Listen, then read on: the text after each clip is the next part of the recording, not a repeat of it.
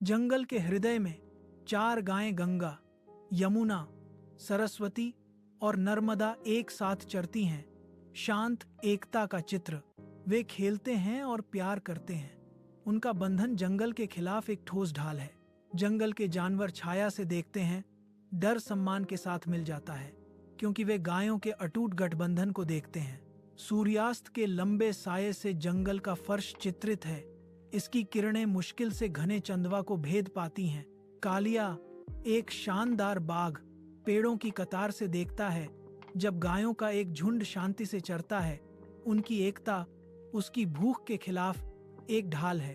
कालिया की एम्बर आंखों में एक चालाक चमक भड़कती है, क्योंकि वह उनकी सद्भाव को तोड़ने की योजना बनाता है। उसका संकल्प डूबते प्रकाश के साथ मजबूत होता है। जंगल में गायें लड़ना शुरू कर देती हैं। कालिया की धोखेबाजी से उनकी दोस्ती टूट जाती है, क्योंकि वे एक दूसरे को घायल करती हैं और खींचती हैं। अराजकता देखकर कालिया मुस्कुराता है और गंगा के पास जाता है।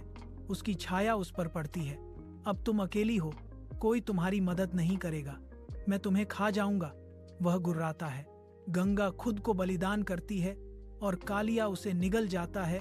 फिर यमुना, सरस्वती और नर्मदा जंगल को एक भयानक शांति में छोड़ देते हैं।